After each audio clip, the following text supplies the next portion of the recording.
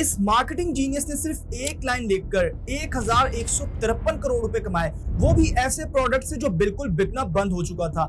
1997 जब Apple company के पास सिर्फ 90 दिन के पैसे बचे थे, एप्पल कंपनी बंद होने वाली थी, तब एप्पल ने भी इस वन लाइन मार्केटिंग स्ट्रेटजी को यूज किया और अपने मार्केट कैप को 160 करोड़ डॉलर से 1560 करोड़ डॉलर तक पहुंचा दिया। Nike use the same strategy और अपनी सेल्स को 88 करोड़ डॉलर से 920 करोड़ डॉलर तक पहुंचा दिया।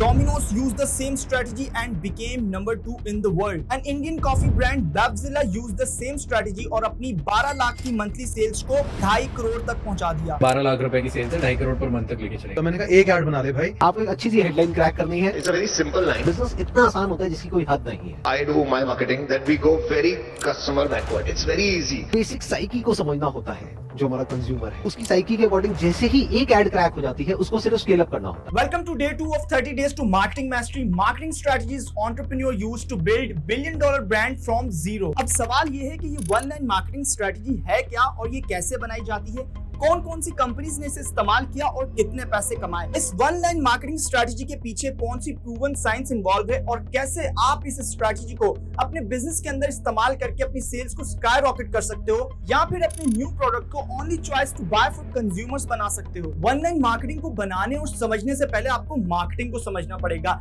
And why marketing will be number 1 skill for entrepreneurs in the future.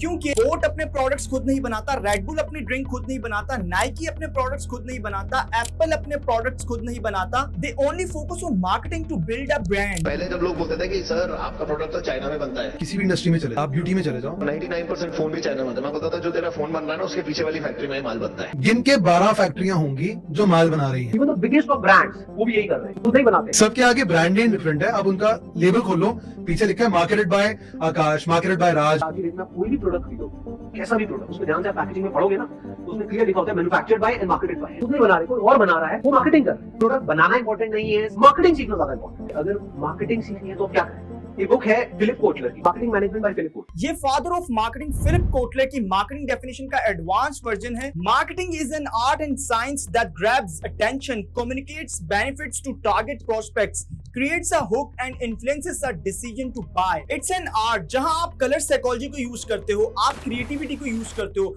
आप कोई ऐसा विजुअल क्रिएट करते हो जो अनएक्सपेक्टेड हो, अनयूजुअल हो। Then it is a science, आप डेटा को एनालाइज करते हो, आप कंज्यूमर बिहेवियर को स्टडी करते हो, आप नंबर्स को स्टडी करते हो कि आपने मार्केटिंग के ऊपर कितना स्पेंड किया और कितना आपको रिटर्न आया।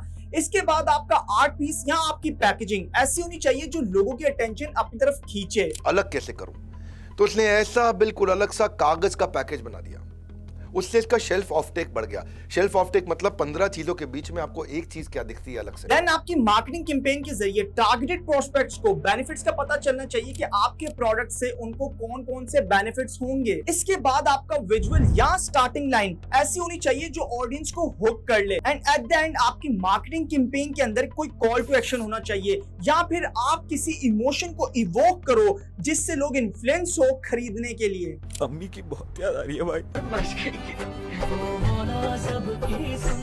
आगे ये जानने से पहले कि इन सारे ब्रांड्स ने वो कौन सी एक लाइन लिखी जिसने उनको इतने मैसिव रिजल्ट्स दिए, आपको इस वन लाइन मार्केटिंग स्ट्रेटजी के पीछे प्रूवन साइंस को समझना पड़ेगा। लोग आपसे आपका प्रोडक्ट नहीं खरीदते, वो फीलिंग्स खरीदते हैं कि आपके प्रोडक्ट को खरीदने के बाद उनको कैसा फील होगा। And also as Simon Sinek said, लोग इसलिए नहीं खरीदते कि आप क्या बेच रहे हो, लोग इसलिए भी खरीदते हैं कि आप ये क्यों बेच रहे हो। People don't buy what you do, they buy why you do it. इसके पीछे रीजन है। There is a system called limbic system in our brain जो रिस्पॉन्सिबल है हमारे एक्शंस के लिए, हमारे डिसीजंस के लिए। लेकिन इसके साथ एक प्रॉब्लम है, ये लैंग्वेज को नहीं समझता, ये सिर्फ इमोशंस को ही समझता है। अगर आपकी मार्केटिंग कैंपेन के जरिए आप कस्टमर के माइंड के अंदर इमोशंस को इवोक नहीं कर पाए, so there will be no behaviour, लोग आपसे नहीं खरीदेंगे। It's all grounded in the tenets of biology. Our limbic brains are responsible for all of our feeling, trust, and loyalty. Also responsible for all human behavior, all decision making, and it has no capacity for language.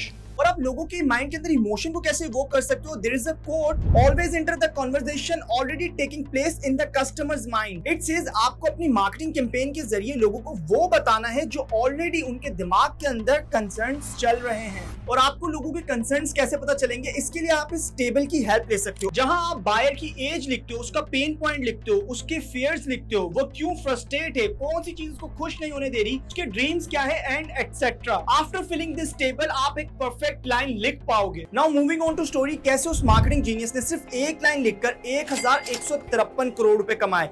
1960 ये वो time था जब America के अंदर sexual revolution आया, लोग तेजी से गर्लफ्रेंड बॉयफ्रेंड कल्चर को अपना रहे थे। फिर 1982 नोरा हेडेन एक बुक लिखती है जिसका नाम होता है एस्ट्रोलॉजिकल लव, जो बहुत बुरे तरीके से फ्लॉप हो जाती है। 5000 किताबों के अंदर से सिर्फ 2000 किताबें ही बिकती हैं और बाकी की 3000 किताबों को डिस्काउंट बुक स्टोर्स के ऊपर बेचना पड़ जाता है। लेकिन सरप्राइजिंगली यहाँ एक मार्केटिंग जीनियस आता है जो उस किताब को पढ़ता है और उसे पढ़ने के बाद उसे पता चलता है ये तो औरतों को सिड्यूस करने के लिए बहुत अच्छी किताब है। तो वो फौरन नोरा हेडेन को कॉल करता है और उस बुक के सारे राइट्स खरीद लेता है। उसके बाद वो बुक के अंदर एक लफ्ज भी चेंज नहीं करता, सिर्फ और सिर्फ उस बुक का टाइटल चेंज करता है और वो लिखता है how to satisfy a woman every time and have her back for more. Then guess what, सिर्फ टाइटल चेंज करने की वजह से वो book New York time best seller बन जाती है और 18 महीनों के अंदर 23 लाख कॉपीज उसकी बिक जाती हैं, जिसकी वजह से वो 1153 करोड़ रुपए कमाता है, जिसकी कैलकुलेशन आपकी स्क्रीन पर इस वक्त आ रही है। द रीजन सिर्फ टाइटल चेंज करने की वजह से उसने इतने पैसे कमाए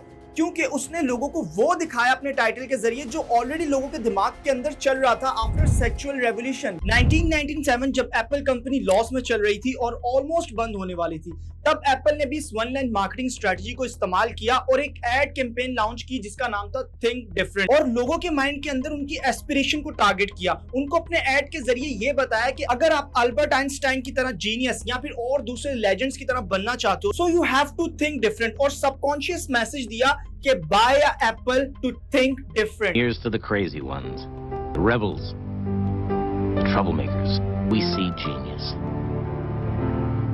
Because the people who are crazy enough to think they can change the world ये एड कैंपेन बहुत ज्यादा सक्सेसफुल रही और एप्पल ने कुछ ही टाइम के अंदर अपने मार्केट कैप को 160 करोड़ डॉलर से 1560 करोड़ डॉलर तक पहुंचा दिया, और इसी एड को मल्टीपल अवार्ड्स मिले और आज भी एप्पल इसी स्लोगन को यूज करता है, थिंक डिफरेंट, और आज एप्पल ऑलमोस्ट $3 ट्रिलियन कंपनी बन चुकी है। Domino's also use the same strategy. जब डोमिनोज ने देखा कि लोग फ्रस्ट्रेट हो रहे हैं, वो पिज्जा ऑर्डर करते हैं और जब पिज्जा उन्हें मिलता है तो वो खराब पहुंचता है उन्हें। देन डोमिनोज फाउंड कि पिज्जा लेट पहुंचने की वजह से खराब हो जाता है। तब डोमिनोज ने ये one line marketing ad campaign launch की, we will deliver in 30 minutes or less or it's free, और ये एड कैंपेन बहुत ज्यादा सक्सेसफुल रही। डोमिनोज ने अपनी position as fastest delivered pizza बना ली और Domino's became number 2 in the world. Only Domino's Pizza delivers in 30 minutes or less. इतनी बारिश, ट्रैफिक जैम। हेलो डोमिनोज, एक लार्ज पिज्जा भेजना, 30 मिनट्स में नहीं आएगा तो फ्री देगा ना?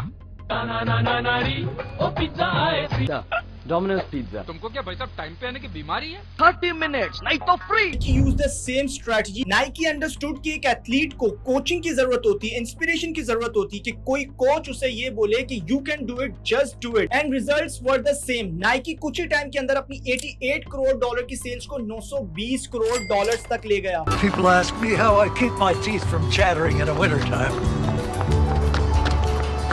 I leave in my locker.